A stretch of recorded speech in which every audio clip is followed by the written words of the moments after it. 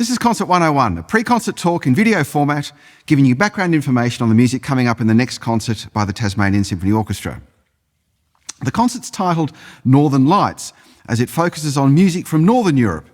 We have the Violin Concerto No. 1 by Russian composer Sergei Prokofiev, and two works by Finnish composer Jean Sibelius, the Karelia Suite at the start of the concert, and the Symphony No. 2 in the second half. Added to that, our concerto soloist is Russian violinist Ilya Gringolts, and the conductor is Norwegian national Eivind Aadland, who is chief conductor and artistic director of the Tasmanian Symphony Orchestra. So, northern connections all round. I'm delighted to say that Eivind is going to join me a bit later to talk about Sibelius's music. But before we get to that interview, let's broadly go through the music. Although the concert starts with the Karelia Suite by Sibelius, I'm going to put that work aside for the moment so that we can look at the two works by Sibelius back to back. So let's kick off with the second work on the program, which is the PROKOFIEV Violin Concerto No. 1. As mentioned, Prokofiev was a Russian composer, but he spent a good many years living in places other than Russia, notably the United States and France, and to a lesser extent, Germany. He was one of those people who had a natural aptitude for music, performing and composing from a young age. In fact, in his final piano exam at the St. Petersburg Conservatory, he was required to play a concerto, but in true precocious style, rather than performing one of the standard romantic concertos by, say, Schumann or Brahms or Tchaikovsky, he performed his own, the freshly written Piano Concerto No. 1. Prokofiev was not lacking in confidence, shall we say. The work that we're going to hear, the Violin Concerto No. 1, was written when Prokofiev was in his mid-20s. He composed it in Russia, in fact during the Year of Revolutions, 1917, but it didn't receive its first performance until 1923, by which time Prokofiev was living in Paris. And what a starry premiere it was. Stravinsky's octet was on the same program, and the audience was a who's who of 1920s Paris, including Pablo Picasso, Anna Pavlova, Karol Szymanowski, and Nadia Boulanger. But Prokofiev tended to lie in Stravinsky's shadow in Paris, and the tastemasters of the day were a little bit sniffy about the violin concerto, writing it off as too romantic. I'll let you be the judge of that. This is not a long concerto, it lasts for about 20 minutes, and Prokofiev inverts the usual order of movements. So instead of having two fast movements and closing a slow one, we have a fast movement, a scherzo in the middle, and slow or moderately paced movements on either side. It's been said that in this concerto the solo violin is not set against the orchestra, but rises from within it to dominate it. And I think that encapsulates perfectly what goes on here. You'll notice that the solo violin is ever present, very rarely taking a break. It makes its presence felt right from the very beginning, where it spins a long, bittersweet melody marked sognando, or dreaming. I've used the word bittersweet to describe it, and it might sound more bitter than sweet to your ears, but stay with it as it has a haunting, searching quality. It's not conventionally beautiful or tuneful, but it seems to hold within it something more profound. And then a wonderful touch, it returns later in the movement, but this time played by the flute, with the violin adding glassy, high-register decoration. It's like a dreamscape and prefigures the music that Prokofiev will write 20 years later for the ravishingly beautiful balcony scene in his ballet score, Romeo and Juliet. The middle movement introduces us to Prokofiev's brittle and mechanical idiom. He'd made a specialty of this in his earlier piano music, with the soloists playing furious double stops, glissandi, harmonics, and in a particularly aggressive passage, bowing very close to the bridge of the instrument, loudly and with accents. The pace is pulled back in the finale, with the violin displaying its more lyrical side. But there are breakout passages here too, where the tempo picks up. Memorably, we even get a few phrases coming from the tuba, down in the depths of the orchestra. But the concerto finishes in the heights, coming to a close on a piercingly beautiful high D, 3 octaves above middle C. Our soloist, Ilya Gringolts, is a rare creature among professional violinists in that he's equally at home playing music of different eras, from the 18th century, that is, the music of the Baroque, through to the music of today. He's performed with the TSO once before, that was back in 2007, when he was soloist in Mendelssohn's Violin Concerto in concerts in Devonport and Hobart. As mentioned, the PROKOFIEV Concerto is in the middle of the program. On either side, we have works by Sibelius, the Karelia Suite at the start of the concert and the Symphony No. 2 after interval. These works were written about 10 years apart, but there's a whole world between them. Sibelius was and remains something of a hero in Finland, and his early fame rested on works such as the Karelia Suite. For almost all of the 19th century, Finland was part of the Russian Empire. It wasn't an independent nation. But Finns were desperate to break free from Russian domination, and works such as the Karelia Suite formed part of their resistance. Sibelius wrote the music for a series of tableaus recreating episodes from the history of the Karelia region, which lies in the borderlands between Finland and Russia. Sibelius himself collected folk songs from this part of Finland, and although he doesn't quote them as such in the Karelia Suite, he wrote original melodies which, in their narrow compass and tonal registers, give the impression of folk music. The suite's in 3 movements: intermezzo, ballade, and alla marcia, or a march in other words. The 2 outer movements share a common theme, a rousing, tub-thumping, military-style melody that's given the full martial treatment with brass and drums.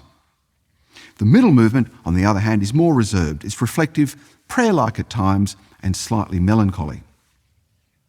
The Karelia Suite poses no challenges to the listener. It is what it is, and it's easy to take in and enjoy. The 4-movement Symphony No. 2, which is a tremendous piece, requires closer listening. Where this symphony is unusual is that instead of giving you broad paragraphs or themes at the outset, which are then taken apart and varied and put back together again, only differently, which is how a lot of symphony movements work, Sibelius builds things up gradually. It might not be until the middle of the movement, or even closer to the end, that the bits and pieces take shape and come into focus. There's a cumulative process at work, and this is not just within each movement, but across the entire symphony. The first movement sets the scene, if you like. The second movement, which is very discursive, it changes mood and tempo frequently, takes us deeper into the work. The third movement likewise flips almost without warning between moods and tempi before leading without a break into the fourth movement, which is a tremendous point of arrival, ushering in a big, grand, expansive theme which arrives with brass fanfares and a timpani roll. It's a terrific moment. It's as though everything since the start of the symphony has been heading towards this particular point. Having introduced the broad, expansive theme, it dominates much of the final movement and returns in prolonged note values, building to one final, grand and extraordinary statement. But let's bring conductor Eivind Aadland into the discussion and get his views. Eivind, back in 2019, when you were Chief Conductor Designate of the TSO, you gave one concert that year, one concert with the TSO that year, and it featured Sibelius's Fifth Symphony. So I'm wondering whether Sibelius's music has whether there's a special connection between you and Sibelius's music, whether you have a special affinity for this music. First of all, it's music from my part of the world, up in the far north. Sibelius is played very regularly up there, and when I started my professional life at 24 as a concertmaster of the Bergen Philharmonic, we played Sibelius symphonies all the time. And Nielsen, not quite as much, but Sibelius, so I grew up doing his symphonies regularly. I love his music. Yeah. So you have a deep familiarity with it from inside the orchestra as a violinist. Absolutely. Now, if we just look at the two works by Sibelius in this concert, we've got the Karelia Suite at the start of the concert, and then in the second half of the concert, after interval, we have the Symphony No. 2. These two pieces expose us to Sibelius sort of wearing two different hats, if you like, or Sibelius in two very different guises, don't you think? Yes, the Karelia is still early Sibelius. It's interesting, last week we played Schubert, and Schubert at 27 is mature, that's late Schubert.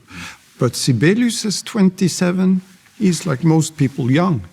So these are beautiful character pieces, but there is quite a development moving towards the second symphony, which is written about 10 years later. In between those pieces, he writes and has big success with Finlandia. Then he writes the first symphony, where we get really into Sibelius's own language. But I always find quite a bit of Tchaikovsky still there. So do I. Yeah, absolutely. And then we get the second symphony, which is completely Sibelius has found his own voice. I think it's a tremendous piece, this second symphony. I'm just wondering, can you take us through it movement by movement? Because it seems to me that this is one of those pieces where the effect is cumulative, that there's an organic process from start to finish. You actually just can't just pluck out a movement of this and expect it to make sense. You need to go on this journey, if you like, from the start right through to the end. So can you take us through the symphony? Yeah, I like your word accumulative, because this is really the essence of how he works. There's almost a minimalistic side to his composing. Small motifs, small, like a nucleus that gets developed over a long time. And one theme develops into the next, and in time it builds an enormous energy.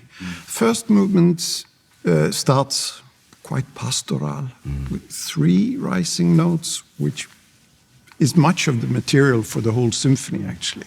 Quite happy movement. I think it's light, it has some big writing for the brass, but it calms down and ends D major pastoral quietly, the first movement. Then we move into the second, which has a dark bass pizzicato line, and over that a serious bassoon tune. In some sketches it's written that could have meant death or something dark. Then there's a contrasting theme where in the sketches he writes Christus. I don't know, but it's a restless movement. There's this dark opening, there's beautiful calm music, but in between there are agitato episodes. It's not quite at peace with itself, this movement. And it's certainly not a slow movement. No, you don't get your long, slow and beautiful movement, beautiful melody. There's a conflict there, and it ends in minor. So there is not a great victory at the end of this movement. And we move into the scherzo with very fast eighth notes running through. Brilliant. Also restless, I would say, contrasted by a beautiful trio where the oboe leads a beautiful solo. Trios in G flat major, very unusual. Strange key. Strange key. Then there's a transition which leads us into the finale.